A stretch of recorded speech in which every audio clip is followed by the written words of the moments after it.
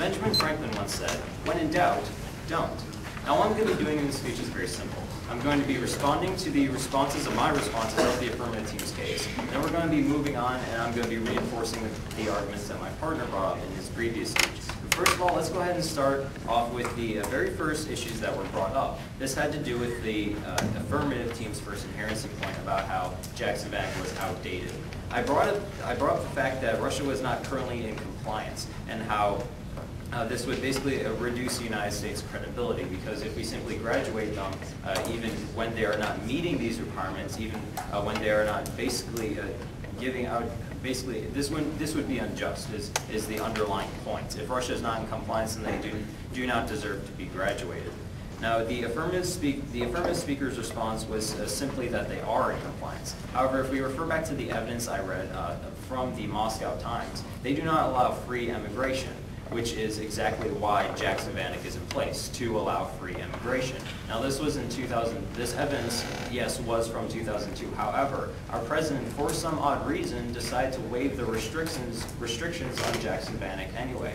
So we really need to look at what our policymakers are thinking of when they say that Russia is in compliance. Because as this evidence suggests, they were not in compliance in 2002, but we gave them a waiver anyway. So is our government becoming more lenient when it comes to our only human rights leverage in Russia? What exactly is going on here?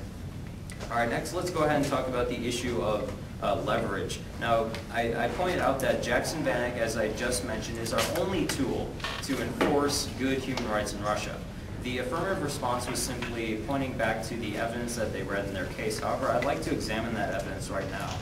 There seems to be an issue with it, specifically in reference to brackets.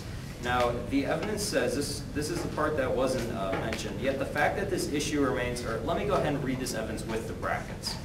Yet the fact remains that this issue remains an American concern 35 years after Jackson Vanik became law does not mean that we can, and then in brackets is not, expect to advance our interests in the same way that we did in the 1990s. So the affirmative team really isn't conveying the actual meaning of the evidence here. They are putting not in brackets. This is not what the evidence is trying to say, and they were altering the meaning behind it. I'm afraid that this is a clear violation of the evidence that they keep on referring back to. So this is my response to it. The evidence does not say what they claimed it said. They simply put in brackets. All right, let's go ahead and talk about the issue of hypocrisy.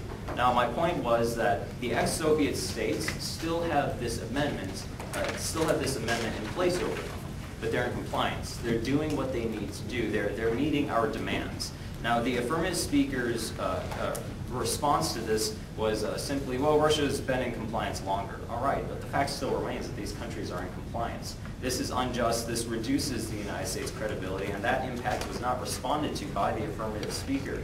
Our credibility will be threatened if we vote for the affirmative team's case. Just because Russia's been in it longer doesn't mean that other countries haven't been in it longer. Does that mean that we need to wait till these countries have been in compliance for 17 years and then graduate them as well? Of course not. This is simply hypocrisy. All right, now let's go ahead and move down to the issue of the World Trade Organization. As I mentioned before and read evidence to support, World Trade Organization rules would not allow the trade restrictions imposed by Jackson Vanik to continue. In other words, Jackson Vanik wouldn't have any effect over Russia. Now, I brought the example of a speeding law. My partner brought the example of a curfew.